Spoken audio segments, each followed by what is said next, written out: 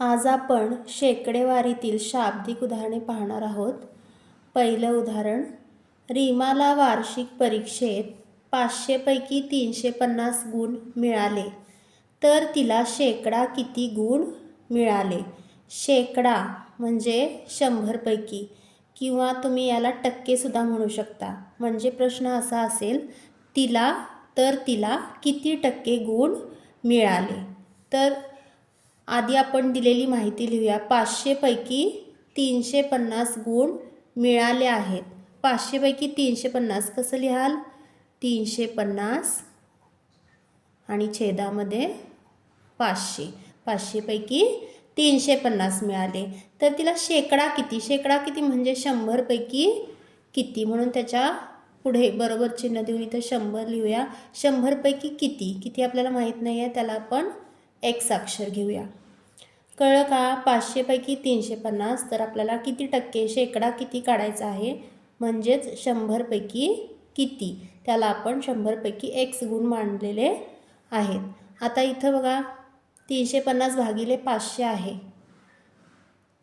ही एक शून्य, ही एक शून्य, शेवटची आपण भागाकारात घालवली. काय राहिलं? 35 भागिले 50. आता बरोबर चिन्हाच्या या बाजूला x भागिले 100 आहेत. हे 100 इथे भागिले आहेत, हे या बाजूला घेतले तर काय होतात? हे गुणिले 100 होतात. आणि इथं काय राहिलं बघा? x राहिलेला आहे. म्हणजेच 35 गुणिले 100 भागिले 50. 50ने तुम्ही 35ला भागू शकता, किंवा 50नेच 100लाही भागता येतं. आता 50ने 35ला भाग जाणार नाही, पण 50ने 100ला भागता येईल, म्हणून मी 50ने 100ला इथं भागते बघा. 50 दुनी 100. काय राहिलं आता? 35 गुणिले 2 बरोबर x.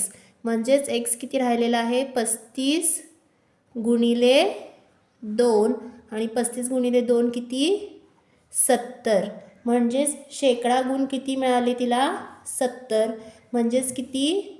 70% गुण मिळाले. समजलं का? आता तसंच आणखी एक उदाहरण आहे, ते पहा.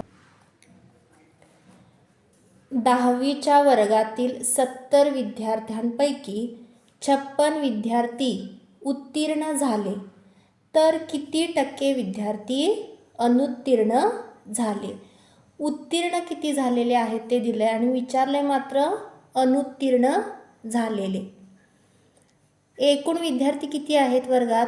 70 आहेत. 70 विद्यार्थ्यांपैकी 56. म्हणजे हे कसं लिहिता येईल बघा? मगाशी आपण जसं लिहिलेलं, कितीपैकी किती, 56 विद्यार्थी 70 पैकी. तर किती टक्के? टक्के म्हणजे काय काढायचं आहे मग? 100 पैकी किती विद्यार्थी, म्हणून त्याच्या पुढे आपण काय लिहिणार? 100 पैकी x. आता मगाच्यासारखंच इथं भागाकार करा, किंवा पहिल्यांदा काय करूया आपण? 56 भागिले 70, हे जे 100 आहेत इथं भागिले आहेत, या बाजूला घ्या, बरोबर चिन्हाच्या या बाजूला घेतल्यानंतर ते होतील गुणिले 100. हे 100 इकडं गेल्यावर काय राहिलं? x राहिलेला आहे. आता तुम्ही 70ने 56ला भाग द्या, किंवा 70ने 100ला भाग द्या. 70चा पाडा म्हणण्यापेक्षा इथं बघा, हा 70चा एक शून्य आणि 100चा एक शून्य इथं भागाकारात जातो. काय राहिले आता? 56 भागिले 7. 7ने 56ला भाग जातो का बघा? जातो. 7 8 56. 7 8 56. काय राहिलं आता? 8 गुणिले 10. 8 गुणिले 10 किती? 80. 80 बरोबर x. म्हणजेच x किती आला? 80. आणि 80 हे काय आहेत? किती टक्के? आता इथं अनुत्तीर्ण विचारलेलं आहे.